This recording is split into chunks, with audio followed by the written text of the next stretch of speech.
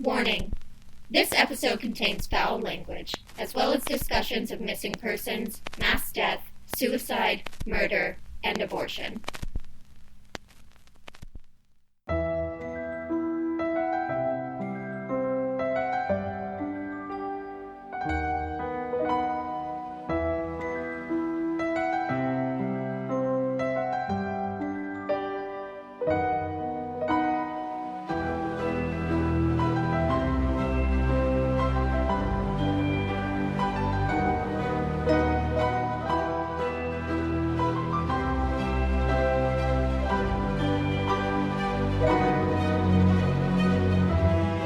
Hey Weirdos! You are listening to Keep It Weird, the podcast for all things strange, unusual, paranormal, supernatural, eerie, chilling, dark, messy, and everything in between.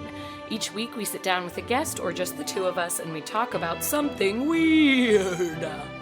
And this week we are diving back into a big pool of mystery. You've heard us chat unsolved mysteries before, especially when it comes to murder, but today we are focusing on the craziness that is vanishing without a trace. No weapons, no bloody scene, no body. What happens to these people who disappear and are never seen or heard from again? Did they start a new life in a faraway land? Did they hitch a ride on a spaceship with some alien buddies? We may never know, but what do you say we dig into some stories and come up with our own wild theories? Don't you go and disappear on us. You're gonna want to hear these tales. My name is Lauren, and this is my co-host, Ashley. Hi, Weirdos. Hello. Hi, guys. We're tired. So We're sleepy, just be and patient. we're just gonna be honest about it.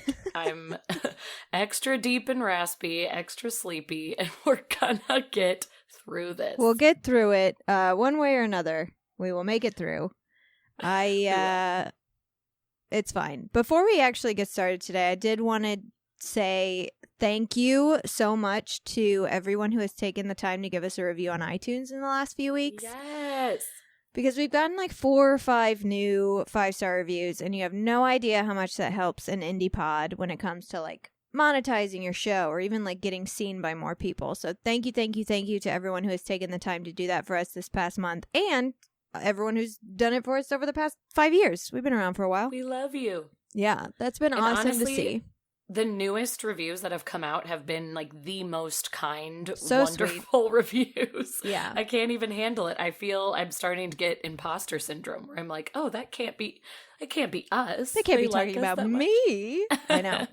No, you all are so sweet, and it definitely has given us an extra boost. I feel like we've also gotten a lot of new fun Instagram friends messaging us too, and it's just very fun. Yeah, We love it. we get very excited when we see new listeners pop in, so Yes, we're happy for to sure. have you. Thanks for coming by. We're actually going to hop right in today.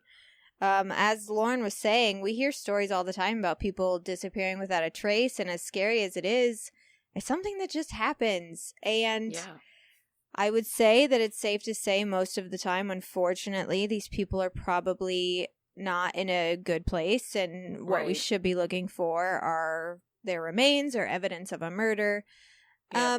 And some people think having a good idea about what happened in these situations makes the stories less scary, but I kind of disagree because in some cases I think that kind of knowing what happened but still not understanding the why or the who is just as scary as I think it's disappearing very without a trace. terrifying. Yeah. Yeah, I think that's the biggest thing is no trace. Because we've done so many unsolved mysteries where it's like, okay, there was blood on the floor and they were clearly dead, but we just don't know who did it.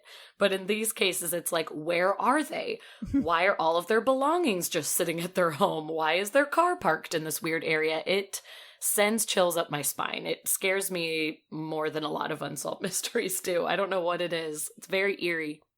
And it was funny when we were playing this episode, I was like, let's find ones that no one's ever heard of. And then I ended up doing 2 stories that people have heard of. But But you really dug in. You went deeper. Yeah. I went deeper than I've ever heard anyone talk about them. And I also, the only reason I chose them is because I learned so much. Like, I thought I had a good handle on each case. And then I read about it and I was like, I didn't know this at all. I've got to tell people. For sure. And I guarantee I'll be the same way, because I think I even told you in the text, like, I have heard of both of your topics, but have not done a lot of digging around. And I just know you're going to blow my mind this evening. I'm going to go first today. And do it. A good example, one of the biggest disappearances in our entire lifetime would have to be that of Malaysia Flight 370. Yes, my goodness. My goodness. This happened on March 8th, 2014, as Malaysia Airlines Flight 370 took off from Kuala Lumpur International Airport towards Beijing, China, carrying 227 passengers and 12 crew members. The pilot's name was Zahari Ahmad Shah, and the co-pilot's name was Abdul Hamid, and they both had years of flight experience, no history of trouble, no, red marks on their history, on their flying history, I guess you could say. Mm-hmm. The plane had no problems reported before takeoff. Skies were clear. There was no reason this plane shouldn't have made it safely to Beijing. Should have been just a perfectly normal flight. But less than an hour after takeoff, at about 1:19 a.m., MH370 would end their final and completely uneventful chat with air traffic controllers by saying, "All right, good night." Like, there was nothing to report, essentially. They reported that things are cool. And, no urgency in their voice. It was just like, thanks for all your hard work. See ya. Yep. And shortly after this, almost immediately after this, the plane vanished from radar, and neither the machine nor any of the 239 people on board were ever seen or heard from again. Insane. I'm so glad I'm flying on Wednesday after researching this. I'm not excited. The plane disappeared from radar because the plane's transponders inexplicably stopped sending signals. And at first, investigators assumed that that's the moment the plane went down. So that's where they sent the planes and boats to search near the South China Sea. But later on, the Malaysian military disclosed that their specialized radar systems do not rely solely on transponders. And they had caught MH370 diverting dramatically off course shortly after the last chat with air traffic control. The plane veered west, came within 200 miles of the island of Penang, and then made a slight right turn and flew out of the military's radar range deep into the northern Indian Ocean. And they were on a path that was almost directly opposite the direction they were supposed to be heading. Mm-hmm. Which, no, we'll talk about it afterwards. I don't want to talk about it. We'll venture into that We'll get to it later. I'll tell you what happened. It was also discovered later on that the flight's communication terminal, their SATCOM, was severed for a large portion of the flight, but then was weirdly reconnected just minutes before the plane disappeared from military radar. So disappeared, kind of the second time. Then the SATCOM stayed online for another 6 hours before eventually going out again. And that is when they presume 370 finally crashed down. But again, they presume that before. They were wrong. They don't know. But during the 6 hours the SATCOM was reestablished, several attempts were made to contact the pilots, and every single one went unanswered completely. So most people think this plane just disappeared without a trace, and essentially it did. But the truth is, it does look like we found some traces of it. A total of 33 pieces of debris have been found, 3 of which they confirmed were from MH370. And usually like 100% they're from that plane. Yeah, usually when you find stuff like that and you can confirm it, it's because there's some sort of serial number on a piece. That makes sense. And then the rest were just sort of suspected as coming from MH370.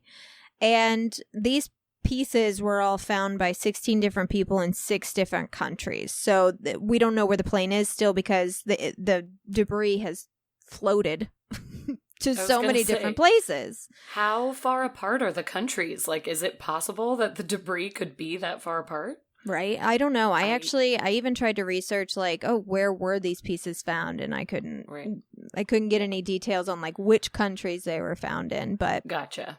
That's still, it's wild regardless. Completely. Experts almost unanimously agree that the debris proved that Flight 370 did crash somewhere in the Indian Ocean. And the fact that we haven't found the plane or any of the people on the plane isn't crazy. I don't know if you guys have heard, but the ocean is enormous and it's terrifying. But I don't want to go that deep to look for a plane. Sure don't. Sounds awful. Yeah, I'm sure the people whose job it is are like, we don't want to go out there. No, thank you, sir. No, thank you. Have you seen the ocean? But the question of like why this happened is what's so baffling. Yeah. Because none of the pieces of debris that were found were able to give us any clues as to whether or not the plane broke up on impact with the water or if something happened to it in the air. Like if we had found a piece and it was charred, we might be able to say, oh, that must have been from an explosion or a fire. But everything has just been junk pieces.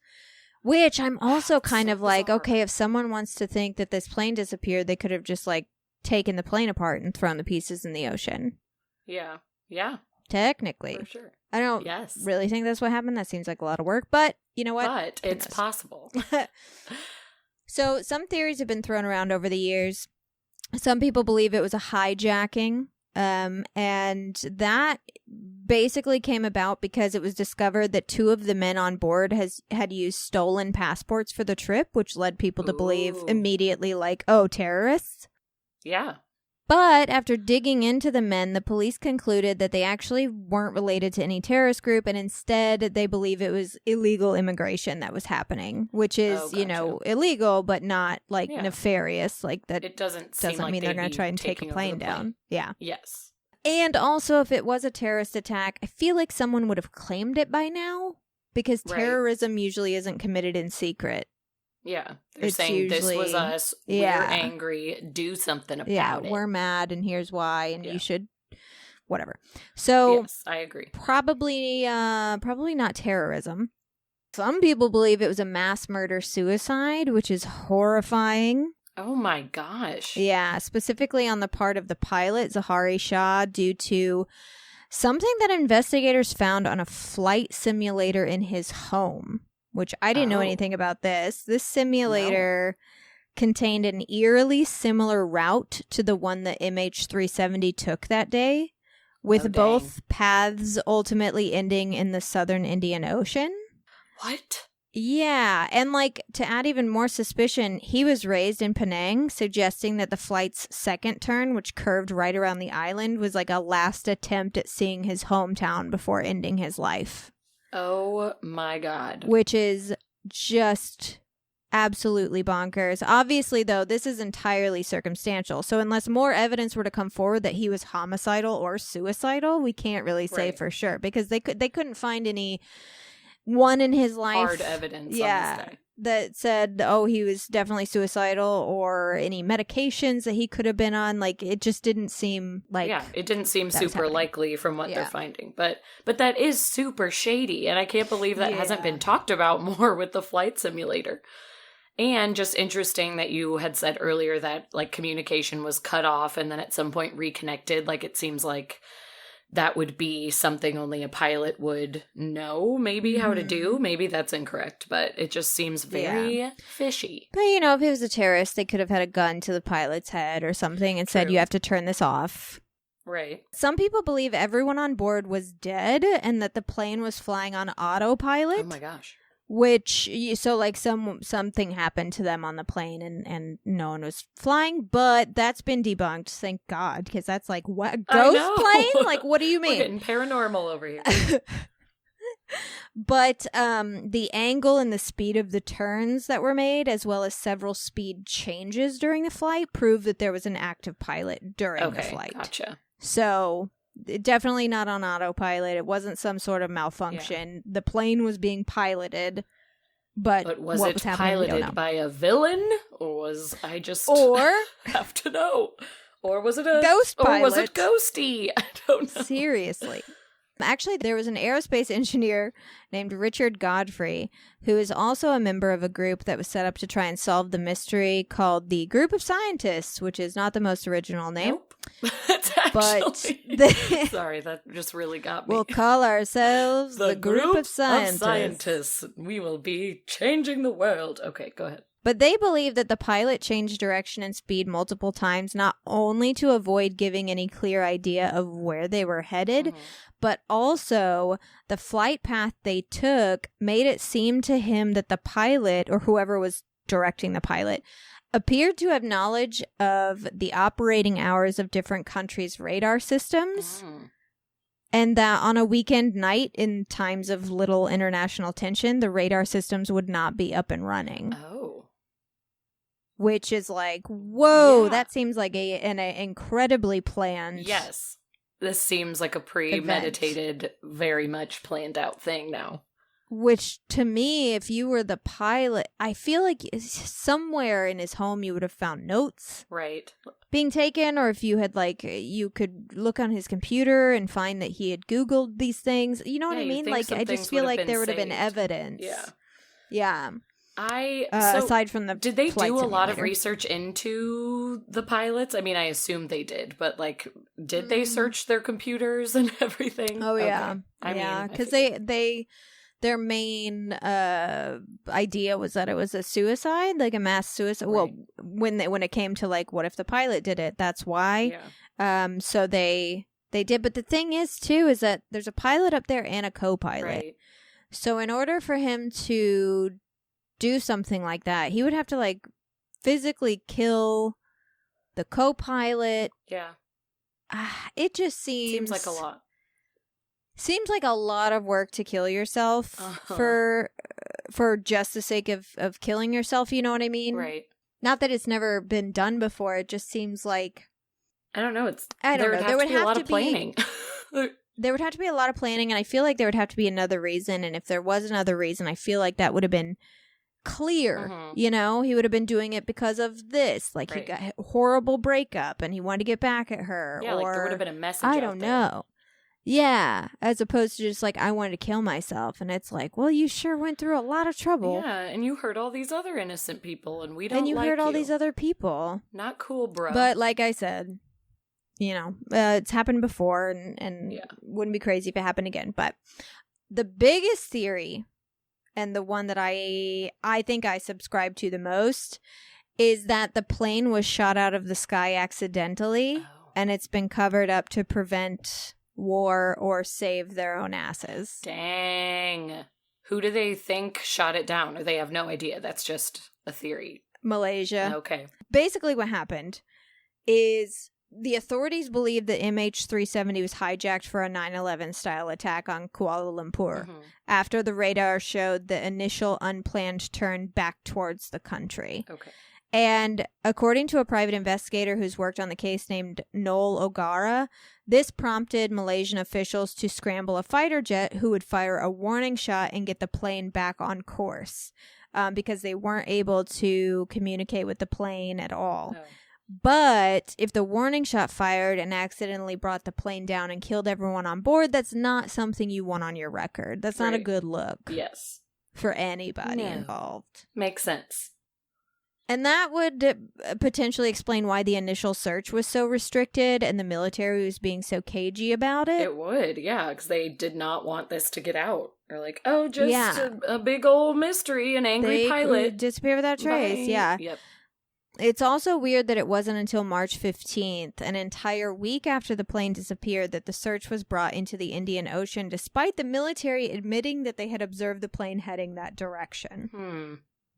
Shady, shady, shady. Yeah, for like a week, the search was sort of at the initial point where they thought the plane went down, and then all of a sudden, like a week later, they moved it over to the Indian Ocean, and then the military's like, we knew it was over there. It's like, what? Why'd you take a full week to go over there? And if that was the case, then that means the military shot it down, retrieved as much of the crash as possible, cleaned it up, took the black box, etc., and then basically said, maybe search over here because we saw it going this way. Right. But it's gone. The evidence is gone by that point. My gosh, you're so right. This is the theory I buy into. I think so. With everything that we know, that's the one that seems the most plausible to me. But Some people also say it was shot down by Russia, but I think they're confusing that it's another tragedy, another Malaysian flight that took place the exact same year, MH17, which crashed and burned on July 17th, 2014, with 298 people losing their lives. And this one is basically 100% proven that Russia shot down the plane. And as far as I know, there's still a lawsuit being pursued, but whether or not anything will happen with it is like, unlikely, I think. Yeah. I do remember that really story know how that works. And thinking like, man, Malaysian flights are not having a whole lot of luck in recent years. Seriously. But no, that is really sad that they were shot down by Russia, and just like knowing that happened, that's almost just as sad as this weird mystery. But what happened with that was something like Russia had changed the altitude at which you could fly in certain places like 2 days before. Oh my gosh. And I don't know if the pilots hadn't recalculated their... I don't really know exactly what happened, but basically they flew into like enemy airspace. And it was horrifying. Like, I read a description of what happened because the plane was shot down, and what happens is they don't shoot the plane. They shoot a missile that goes off next to the plane and then explodes shrapnel into the plane. That's incredibly And I was just brutal. like... Oh, man. Hurts my heart. I cannot imagine. Horrible. Yeah, that is horrific. And it's really sad to think that is probably what happened to this initial plane, but yet everybody's family and friends have just gone on and on without any closure of like, okay, well, I mean, it probably what happened crashed, to my kid? but Or, I guess I'll never know why or how or when. It's got to be horrible. One thing that remains suspicious about the crash is the missing black box. And to explain to you why it's strange, I kind of have to explain to you how a plane's black box works. You can how do a it. plane's black box works. That's a hard one. It is. And I'm going to skip a lot because I'd rather you stay awake for the remainder of this story. But Oh my gosh. I didn't know about... I mean, I knew what a black box was. I knew that that's like where all the information of the flight was stored, and it records sound, and it records blah, blah, blah, blah, blah. But I actually learned a lot, and it was super interesting. But the plane's black box is a flight recorder that records the performance and condition of an aircraft in flight, and they consist of two devices: the flight data recorder, or FDR, and the cockpit voice recorder, the CVR. And they're usually carried in the tail of the aircraft because that's usually the structure that's subject to the least impact in the event of a crash. Okay. So you want to protect it as much as possible. Makes sense. And despite being called a black box, they're actually the brightest orange color you've ever seen. Really? They are so orange. They're like Nickelodeon obviously, oranger. Oh my gosh. That is wild that it's not actually black. More orange. No, Orange. It's so orange. It's called like international orange too. It has like a funny name like that. And it's obviously to make them as visible as possible amongst the rest of the debris when a plane crashes. Okay. But essentially what happens is the data is stored in a digital format on solid state memory boards. And there's up to 2 hours of cockpit sounds and 25 hours of flight data are stored, and the new data just continuously replaces the old. Because really, you only need to know what happened in the last day or the last 2 hours of a flight to be able to put together what the hell went wrong. Right. And then all of this, the memory boards, they're housed within a box or a cylinder called the Crash Survivable Memory Unit. And this consists of a heavy stainless steel shell wrapped within layers and layers of insulating material and covered by an aluminum housing. And it's expected to survive 3,400 Gs. Whoa. Flame temperatures as high as 1,100 degrees Celsius. It's not even a temperature I can wrap my head around. It's not even a temperature that exists, guys. It's fake. That is the temperature coming out of a rocket when it goes into space. And pressures encountered at about 20,000 feet underwater. Wowza. So like they are like indestructible. made to be indestructible. Yeah. And they are also equipped with a sonar device. So if a plane does crash at sea, the sonar will ping for at least 30 days. What? Yes, I did 30 not know days. this. 30 days, a whole month. So where were the pings? Well, the 584-page report that was released by the authorities in 2015 revealed that the battery powering the black box's locator beacon expired over a year before the incident. My good golly. What? Supposedly. How did anyone just let that slip by? Yeah, That's exactly. rude. That's kind of how I feel. Supposedly, according to them, it was an error in maintenance records that kept the battery from being replaced. Yeah, maintenance records. Right, bull I know. honky. It's like, well, someone, it's like, okay, fucking maybe, but I don't buy it. the battery for the other black box of the cockpit voice recorder was up to date, so those locator pings should have still been in working order. Oh, yeah. But the Indian Ocean is 24,383 feet deep in the Java Trench, which is where it's at its deepest. So would that be enough to destroy the black box? Some experts actually say no, that extra, 4,000 feet wouldn't be enough pressure to destroy it. But also, like, how quickly would it sink to the bottom of the ocean? Like, there's a lot of factors to take in. So if we're searching multiple areas, like, why did no one pick up a single thing? For real. No one got a single ping from the sonar? Yeah. That just seems false. I don't believe that at all.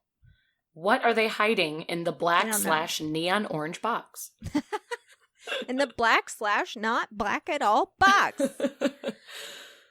It was one of two things. It was the absolute perfect storm where somehow this battery just didn't get replaced for years and the sonar wasn't working and that's why or this whole thing is fishy as fuck. But it's one of those situations, like many others, where we can only go off of what we're being told, and the likelihood that we are being told everything is, it's slim to none. So yeah, 100%. I mean, we're definitely being lied to, so unfortunately this is going to be something that we probably never ever figure out, which drives me bananas. Absolutely bananas. And the thing is some people, they'll go like, we're being lied to, and it's like, well, that's not always a bad thing. We could be being lied to because they do know who did it, and they're building an investigation. Sure. You know what I mean? Like, that happens all the time. You can't always tell people. That would be like saying, like, oh, we were lied to during the Zodiac murders because they didn't tell us about this aspect of the case. It's like, yeah, because they were getting like 500 calls a day from people claiming to be the Zodiac killer. I was just going to say. And they had to lie. In murder investigations, you have to hide those details. Otherwise, then the killer's going to be on to you and blah, blah, blah. And until you get all the information and you know exactly what happened, like, you can't just be like, hey guys, we're lying to you, but we can't tell you the truth because that's not how it works. Because whoever is responsible for it, if they're responsible for it, they're going to be reading every news article that comes out about this thing. 100%. So, that is such a good example. We're being lied to for a good reason or a bad reason. There's definitely information that has yet to come forward, but I don't know. I'm still going for the idea that they knew, the military specifically knew what happened to the plane and took whatever they needed to cover up whatever aspect of it they needed to. But I also might, because I think it was a Boeing 777. It was a big plane, so it's not one of those things where it's like it could have landed. Someone would have noticed. Yes. A plane like that landing. It didn't land somewhere. There are such thing as water landings. Right. Where, people, the inflatable slide and people slide. But then, like, we would have found something if that was the case. So I know. As much as that's almost just more sounding like a fun fantasy to believe. Like the plane landed somewhere, everyone got safely out, and they're now living on this strange island somewhere. Like, that's the thing. Sounds fun. If the plane did land somewhere safely, the passengers are dead. Yes, everyone is dead. Something happened to them that's not great. I did read somewhere that it was like 4% or 9%. I think it was 9% of Americans, when they were interviewed in 2015, believed that aliens had something to do with it.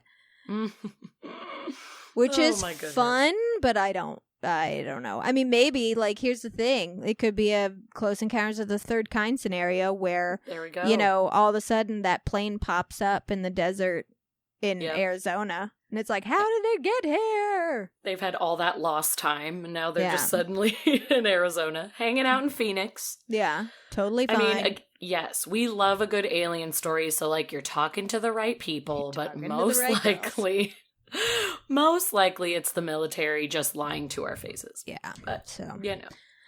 That's a bummer. But I am glad that I researched it because I really didn't know that much about it. And I also, like many other people, got the two instances confused.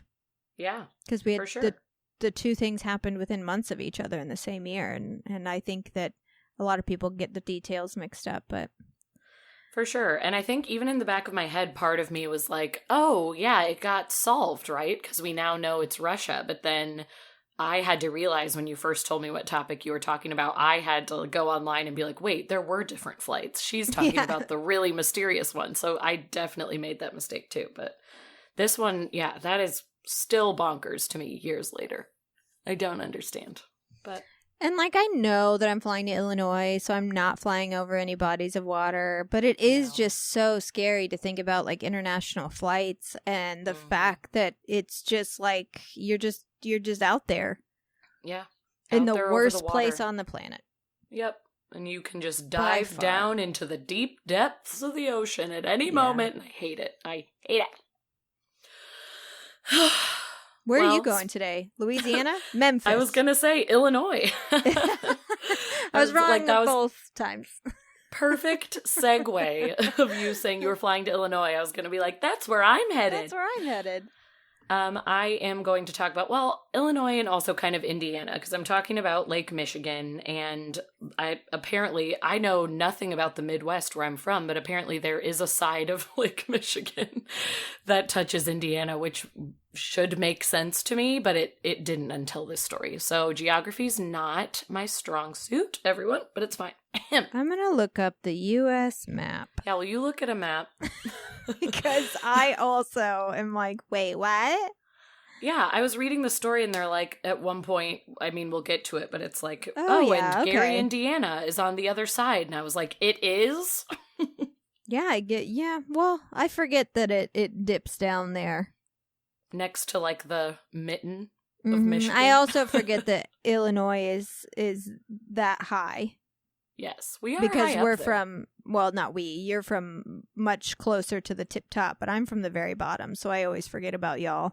You're basically in Kentucky. Is I Kentucky am 100%. Yeah, it's like below us and to the my right, you're right. Yes. Yeah, it's below us and it's like right above Tennessee. Okay, making sure I wasn't saying complete garbage. I'm like, you're basically in Kentucky. I'm with you when it comes to geography. Do not ask me where things are. No. Where's Maryland? Who's to say? I know. I didn't understand how New York was shaped for so long. I had to look it up one day because I never understood how people were getting from New York to like all the surrounding states so quickly. And I was like, oh, well, it's kind of skinny. Anyway, it's a whole thing. I don't understand. It is a whole thing. I remember when I visited Joe's family and we drove from Connecticut to Maine in like a couple hours. And I was just like, how is this a thing? Because I think, we also grew up in such a big, fat fucking state. Yes. It takes me twice as long to drive to Chicago, Illinois from my part of Illinois, which isn't even the very bottom. And it took us like 4 hours to drive from Connecticut to Maine. It's like, how is this a thing? We went through 1,000 states. Right. It's just bizarre. Yeah, we come from a very long state. Anyways, guys, I hope you guys get out and see the beautiful countryside. I just know there's so many of our listeners because I feel like we have a lot of very intelligent people who listen to the show who are sitting at home dumb. like, why don't they understand how our country works? Okay. So, yeah, I had to find out that Indiana can connect through Lake Michigan. Great, I okay. learned something new. The more you know. Okay, so this one is crazy and sad, and I don't understand it. But it is, I'm calling it the Lake Michigan Mystery, because it doesn't really have a name. On the morning of July 2nd in 1966, a little throwback, we're going into the past, There was a young woman named Ann Miller, who was driving her Buick to pick up her friend Patty Blau. I think me and Ashley agreed you'd say her name. Patty Blau. Blau or Bluff? I'm actually thinking now. Bluff? Yeah, I went back and forth with Bluff. I'm just going to call her Patty. Yeah. It's Blough for our listeners at home if you did want to Google anything later. But Ann Miller was picking up her friend Patty Blau or Bluff in her family's home in Westchester, Illinois around 8 a.m. Patty told her mother that they planned to return home early in the evening since their friend Renee Bruhl was coming with them and she needed to be back in time to make supper for her husband. Ann and Patty picked up Renee from her home on Chicago's west side and then arrived at the Indiana Dunes State Park at approximately 10 a.m. Ann parked in the main parking lot at the park and the women did a little hike to a spot that was about 100 yards from the Lake Michigan shore.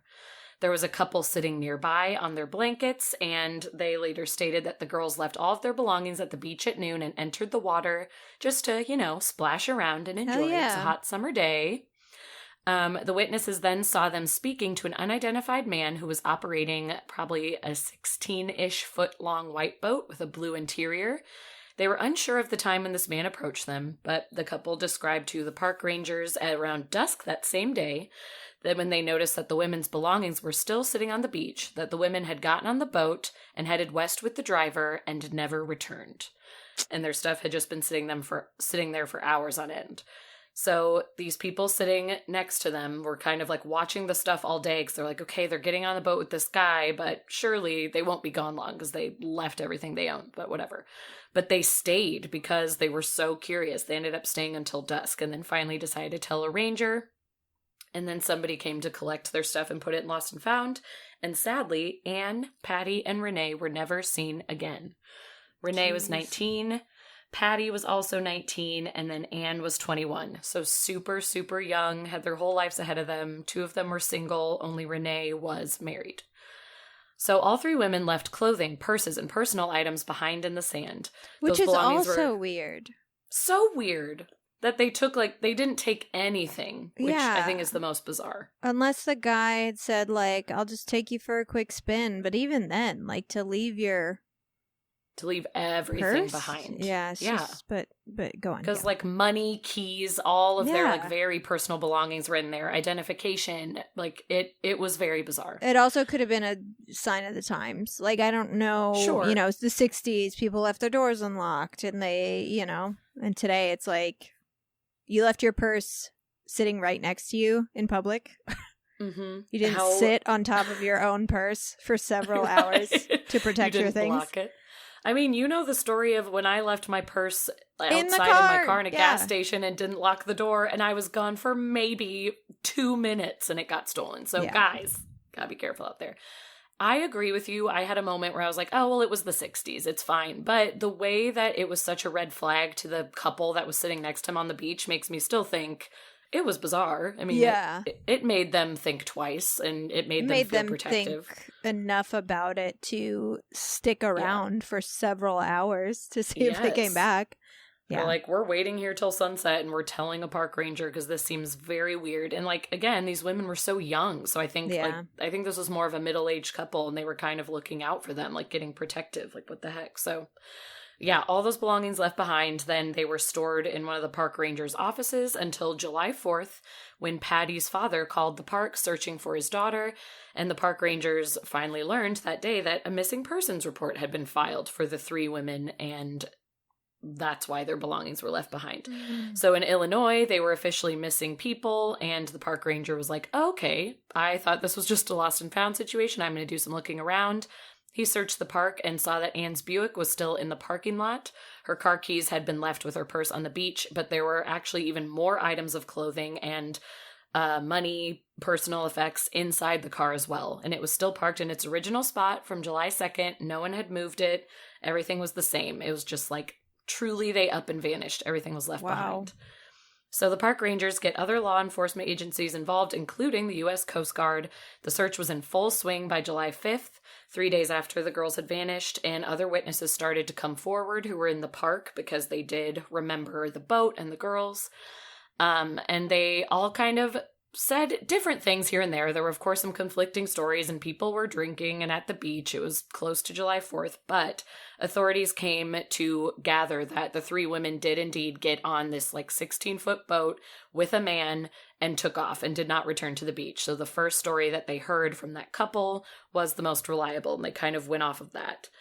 They did search in the water. They didn't do a super extensive search, but also they didn't rule out drowning, but it was known that these three girls were pretty athletic and really good swimmers, so it also seemed very strange that they would have drowned. But, I mean, they did check the water. They checked all around the park. They checked, like, within 6 miles of the park on, like, tons of land going into the forest. I mean, not the forest, but, you know, wooded areas. Like, they were truly checking everywhere. It was continuing day and night for the following week and a half. More witnesses came forward that substantiated that initial report about the women getting into the boat, and then later accounts started to come in saying that it was believed the man was in his early 20s with a tanned complexion and dark wavy hair. And a beachgoer actually was taking home videos on July 2nd, was just like filming the water and some of the boats, so he offered his film to investigators. And it helped. The search was narrowed down to 2 boats after the detectives watched the footage, because they did see a 16-foot boat operated by a man with dark hair, and 3 girls were getting on it. But then on the film? Yes, but then it just like disappears and then the film stops. But it's like from a distance. The guy's pretty far away. But they're like, this is like a 16-foot boat, like the people said, and there's 3 girls, so they got all excited. But then they see another second boat. It was probably more like a 26-foot. They called it a cabin cruiser. I don't know anything about boats, but it was big. It was more of a fancy boat. And this one had 3 men and 3 women aboard. And again, it's from a distance, but it sort of looks like the 3 women's descriptions. But now, who are these 3 guys? This cruiser was seen later at around 3 p.m., 3 hours after the women had gotten on the smaller boat.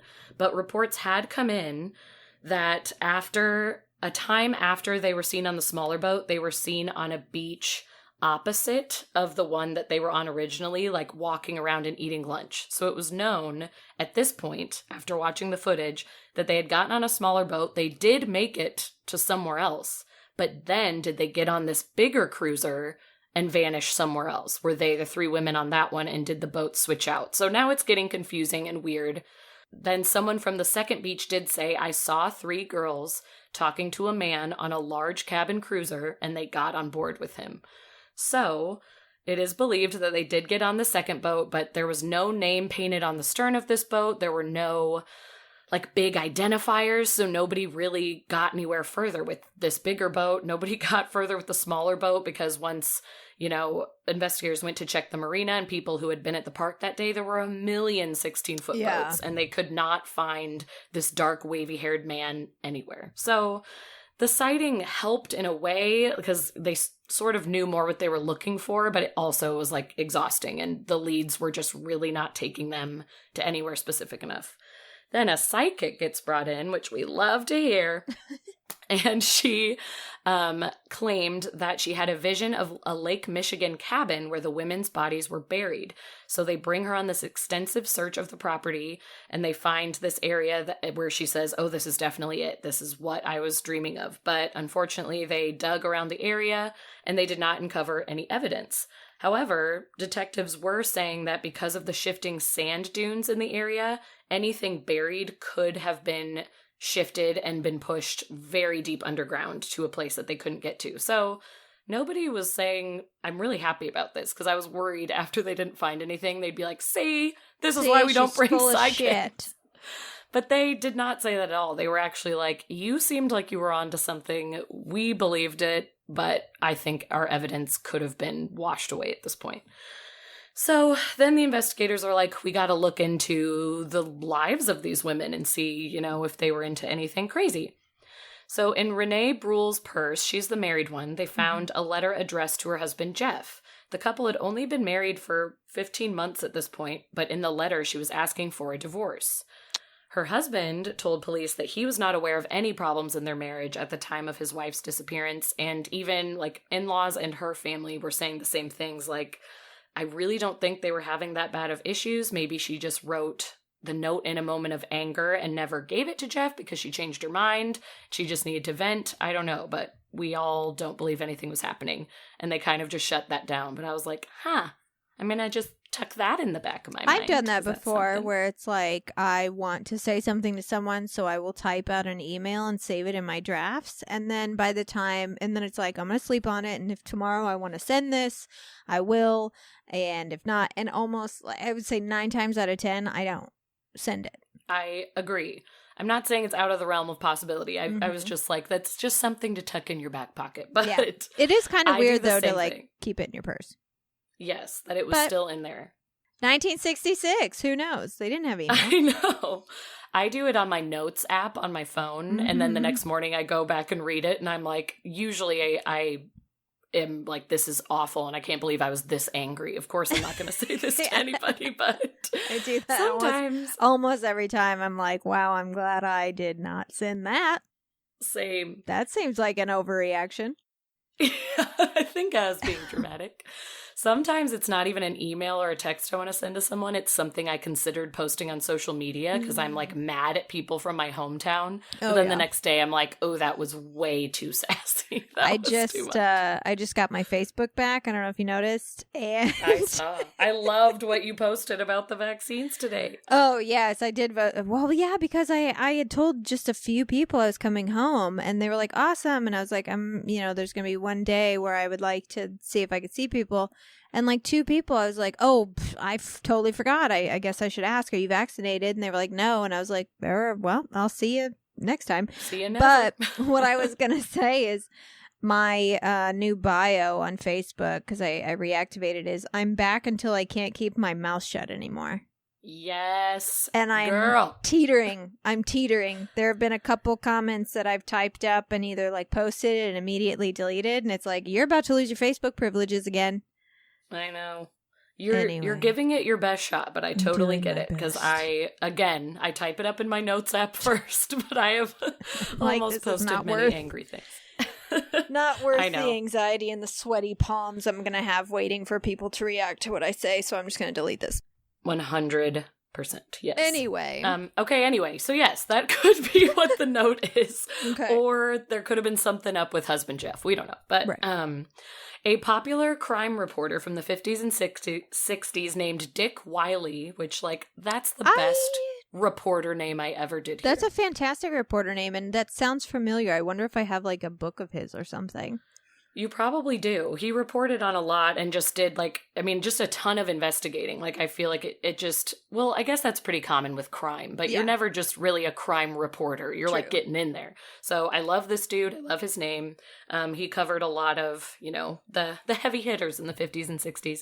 So he believes there is a lot more to their story. People were starting to, I think, just get exhausted because the investigation wasn't leading anywhere. And they're like, the girl's drowned. Let's just say it's that. But he was like, no, these girls had some things going on.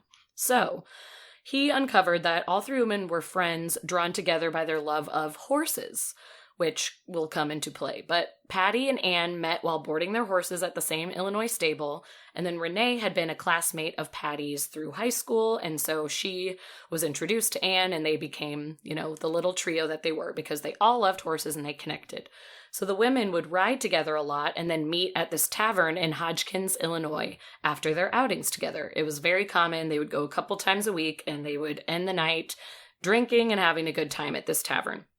So according to the theory created by Dick Wiley, this is where, like, the events leading to their disappearance all began here when they started riding together. So Patty and Anne were single, and Wiley believes that while out drinking and flirting and having a good time, they fell for married men they met at the tavern. Those were some of the rumors swirling around with people he talked to. And an even bigger rumor was that they both got pregnant from some of these men. Later, statements from some of Anne's friends confirmed this. I mean, not a full confirming because no one ever saw, a sonogram or anything, but some of Anne's closest friends claimed that she was indeed 3 months pregnant and had been complaining about it in late June, early July 1966, and mentioned going to a home for unwed mothers prior to her disappearance. So was this a real plan of hers, or did she have plans to end the pregnancy? No one is sure about that, but it gets even crazier because we learn that abortion was illegal in Illinois in 1966, no surprise. But some Chicago women when they found themselves in trouble, visited a house just across the state border in Gary, Indiana, where a husband and wife team named Helen and Frank Largo would perform backroom abortions. Wiley has linked the Largos, who are now dead, to a floating abortion mill that operated on a houseboat in Lake Michigan. What? So, through all of his digging and finding out about these pregnancy rumors, he believes that Anne and Patty had arranged abortions on that houseboat on July 2nd, and they were ferried there by Ralph Largo, who is a nephew of Helen and Frank and was also kind of a seedy guy. And he believes this because Ralph was seen at the park that day and matches the description of the tan young man with the wavy hair. What? Which is why we love Dick Wiley, because he's the only one that was coming up with this stuff. So Wiley believes that the women were taken out on the smaller boat to get onto the larger boat, which is more likely where something would have been performed, or maybe it takes you even to a different boat from there. I don't know. But Renee, the married one, was probably just there for support. But it is believed that something went wrong with one of the procedures, and the other two were killed so that no witnesses would be left behind. So they think maybe one of the women died during her abortion procedure, and then they just had to clear everything and leave no witnesses. And Yikes. It's awful and horrible to think that that is the answer, but learning what we have about these women, it's like, okay, that doesn't sound that crazy. And it also explains why they would leave their belongings on the beach, because apparently these procedures were supposed to be super quick in and out, which is also kind of gross and makes my body hurt, but they expected to be back within an hour. So they probably left their things behind thinking we're just going to go do this super quick and pretend nothing happened. Obviously, the Largos are deceased, including the nephew. He actually just died in it was 2009. So we don't have a ton on this other than this theory, but it's totally plausible, even without the evidence. Just speculating about this is like, okay, I could totally see this, but unless a body turns up, of course, it's just a theory. The other theory, again, comes from their love of horses, because Anne, Patty, and Renee often rode at the Tricolor Stables in Palatine, Illinois. Palatine? Never heard of it. No, I've never heard of that either. Which were owned by a man named George Jane and his brother, Silas Jane, who were involved in fraudulent activities. They were wanted for murder at one point, and they actually were the reason that, well, they weren't the reason, but there was a woman named Cheryl Ann Rood who assisted at the Tricolor Stables. She was killed in 1965 by a car bomb that was later found out to be meant for George Jane because of his illegal activities. Damn. So he didn't set the bomb, but it was because someone was after her. George had asked Cheryl to move his Cadillac from the stable entrance, and when she got in, the bomb exploded. Some believe that maybe Patty, Anne, and Renee had witnessed the bomb being planted when they were hanging out at the stables, and they needed to be silenced. And this theory got thrown out kind of early on because people were like, well, then why didn't they get killed until a year later? Yeah. Like, why did it take so long? Yeah, they would have probably taken care of that quicker. Yes. Yeah. And I do agree. However, in March 1966, Patty had received a facial injury that was pretty rough. She had some scrapes and a black eye, and one of her friends claimed that she had made an offhanded remark about it and just tried to brush it under the rug. But then months later, when all three women disappeared, that's when the friends started to be like, okay, wait, was that a warning of something? Because it seems like this whole boat situation is really shady. So that's the other theory thrown out, is were they involved in something with the Jane brothers, and did that help to get them killed? Which, again, all theories are horrible and also plausible and sad. And unfortunately, we will never know unless some remains surface, either in Lake Michigan or at some random campsite nearby. We will just have to see. But very sad. They were so young. So sad. And there are some claims that, like, people have seen them over the years. Like, right, I saw them in are. downtown Chicago. Yeah. Like, but that happens, I think, with any disappearance. Yeah. So, of course, there is a small chance that they're still alive and living a secret life somewhere. But most likely there was some foul play. Yeah, I would say that that's very unlikely. See, so Joe was talking about, like, he was showing me pictures of this beautiful lake in Denver, in Colorado, and just, like, how pretty it was. And I was like, oh, it looks so nice. And I was like, too bad I'll never get in it. And he's like, why? There's no monsters in lakes. Like, there's nothing. And I was like, first of all, yeah, there are. Second of all, have you seen Lake Placid? Seen Lake Placid? Seen Lake Monster, River Monsters, Lake Monsters, whatever that show is? Like, there's something. Yeah. Listen, I can feel it. I can feel it. But another reason is, like, I just know that bodies. There's so many bodies. Mm-hmm. So many. I think of that too. I used to always go tubing on the Illinois River, which now looking back is so disgusting because it's like brown and nasty and everyone throws their trash in it. But I was a youth. But I also thought, of all the like missing people that have gone missing, like I just said missing too many times. Of all the people that have gone missing in Peoria and just were never found, nobody knew what happened to them, they are in that river. Yeah. I know it. I believe it. And I just floated around with my fucking PBR in my hand. Without sitting a care in an in the world.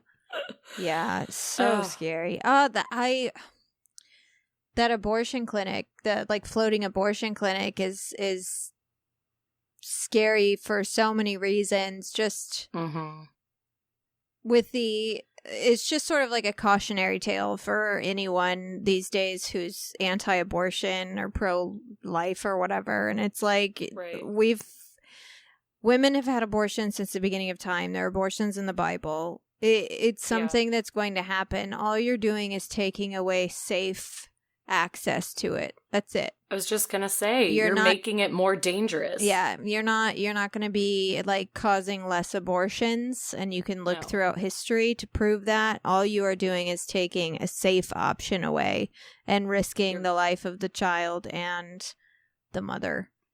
Yeah, you're gonna make them get these like back alley abortions or go to a freaking houseboat because they think that's their only option, and it's just. Yeah, you're just really putting women in harm's way by getting rid of abortions. And I think, unfortunately, people are never going to really understand that. But yeah, I was, again, so much was revealed to me in this story because, like, it makes sense that abortions were illegal. But I think I forget about that. Like, yes, that makes sense for the time. Yeah, in the 60s, you forget about that. In our mother's lifetime. Yes. Abortion was illegal. Our parents were alive. Mm-hmm. Yeah. And that's just wild to think about.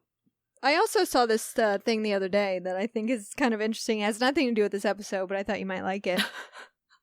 I'm sure I will.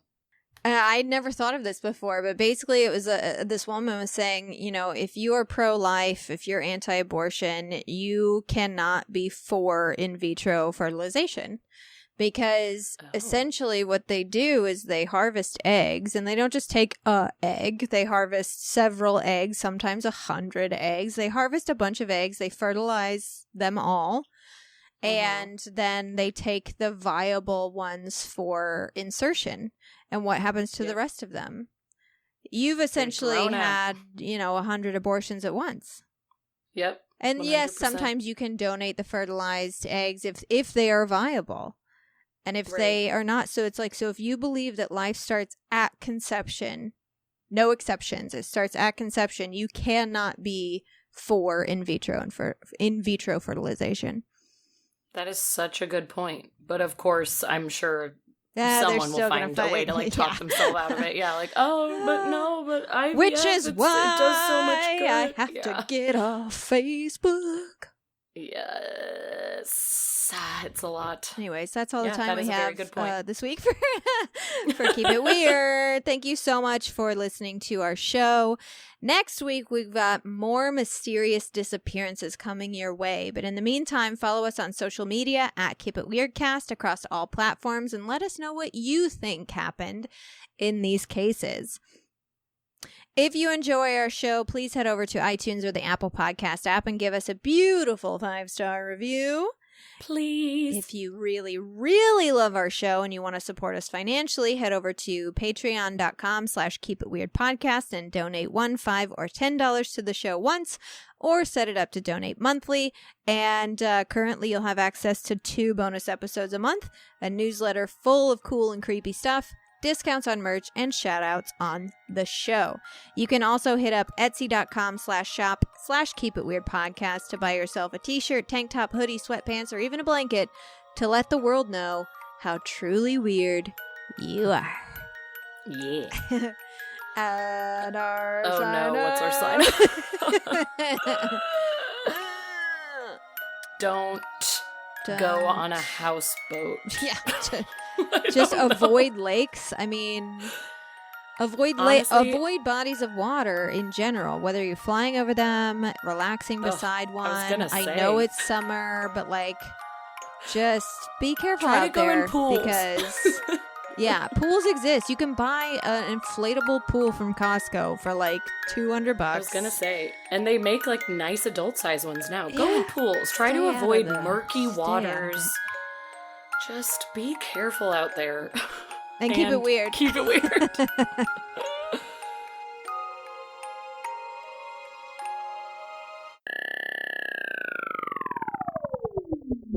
Black box works. Uh-huh. You can How do a it. plane's black box works.